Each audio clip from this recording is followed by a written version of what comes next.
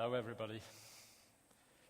They say a picture is worth 1,000 words. And so I'm going to start my talk by stop talking and show you a few images of my recent work.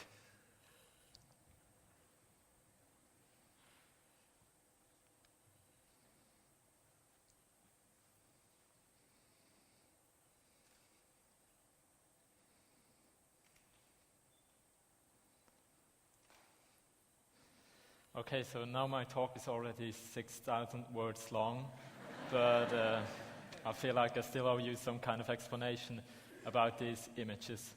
So what I do in my work is I try to mix art and science together. Whether it is an image of a soap bubble that is photographed in the very moment of its bursting, or whether it is strange liquids that form into pop art-like structures, or if it's acrylic paint that is modeled by centrifugal forces. I'm always trying to link art and science together. Now, you might ask, why do you even want to bring those two fields of work together? What I find very interesting about them is that they both look at the world around us, and yet they do it in a very different way. Art, on one side, has more an emotional approach to the world, whereas science more has a rational approach to the world. And by bringing those two views into one in my images, I would like to both speak to the viewer's heart, but also to the viewer's brain. Let me now show you this based on two projects that I recently completed. The first one is called Dancing Colors, and it has to do with making sound waves visible. Now, as you all know, sound waves are created by air pressure of compressing air together and rarefaction of air molecules, and that's how it travels through the air. It's picked up by our ear and transformed into an audio signal. Now, how are audio sound waves actually created? If you look at this image, you see a cross-section of a speaker to the left. And the way a speaker works is that you have a coil in the middle, made of copper wire, and then you have magnets around it. And now if you put an audio signal to the coil, which is nothing else than an electric current, it will make the coil move up and down. And this vibration is then transformed to the membrane, or picked up by the membrane, which then sets the air in front of the speaker in motion, and that creates the sound waves. Now, my question was, how can I make those sound waves visible? I could just simply draw them, which wouldn't be too fascinating, wouldn't it? So I had to come up with a different way. So my setup was I took a speaker, a standard subwoofer such as you would have at home, tear off the cover, and I put a thin plastic foil on top of it. And on that foil, I've added tiny little crystals, colored crystals. And now if I would play an audio signal through the speaker, it would make those crystals move up and down. And how that looks like if filmed with a camera which is able to do 2,000 frames per second, I would like to show you now.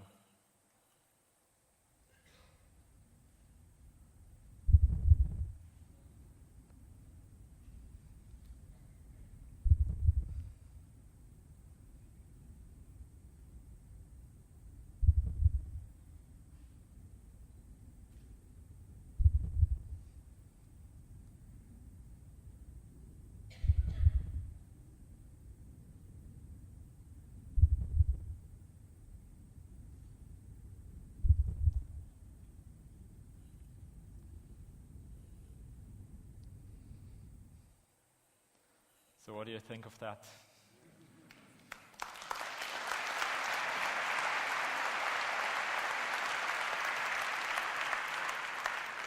It is pretty amazing. And when you have to imagine Thank you. But the funny thing is actually, I got a sunburn creating those images, and the funny thing is it was shot in Los Angeles, and I got an indoor sunburn doing this in Los Angeles, where you could get a decent sunburn just outdoors, but I got mine indoors. And what happened is, if you shoot at this high-speed frame rate, you have to have a silly amount of light to even have the scene bright enough. So we had this huge spotlight pointing at the speaker, and I was standing there setting up the crystals and move away, and they would film it. And this was repeated several times. And it was only until lunch that I realized that my entire face was completely red from that bright spotlight. And the funny thing is that there was a spotlight only coming from the right side. So my right... You can imagine, I had to walk around like the Phantom of the Opera for the rest of the shot. But I think it was worth it. Now let me turn to the next project. Has any one of you heard of ferrofluid? I have this liquid right here. It's a very strange liquid, and it's used in aerospace and in engineering. It's completely black, and it has about the same viscosity as motor oil. And what makes it so special is that there are tiny particles of iron in it, which actually turns it into a magnetic liquid. So whenever this liquid is put into a magnetic field, it will change its shape. Now let me demonstrate this right here. The image that you're seeing now, or that you should see in a second, is the one of that camera that's facing down this plate, and underneath this plate there's a very strong circular magnet. I'm now going to put some of that ferrofluid on top of that magnet.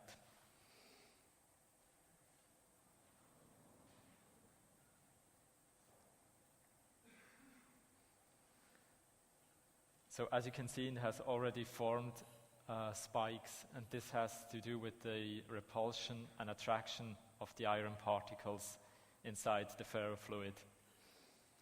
This looks already quite nice, but it will look amazing once I put watercolors to it.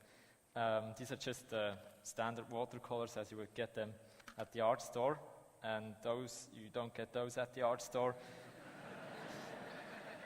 but you can get them from somewhere else. And I'm now going to put them inside the ferrofluid.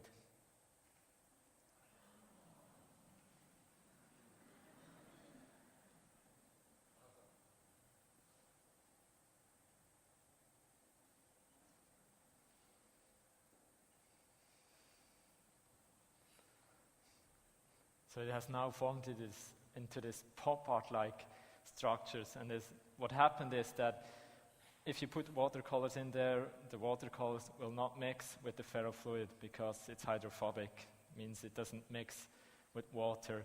And at the same time, the ferrofluid still tries to keep its position above the magnet, so it sort of captures the watercolors and builds these small little ponds of watercolors and these black channels that are flowing around the watercolors. Okay, so I now showed you two projects which have to do with very simple scientific phenomena, such as magnetism in this case, or sound waves in the other project. And we come across them in our daily lives quite often, and most of the time we don't pay too much attention to them. And that's what I'm trying to address with bringing art and science together.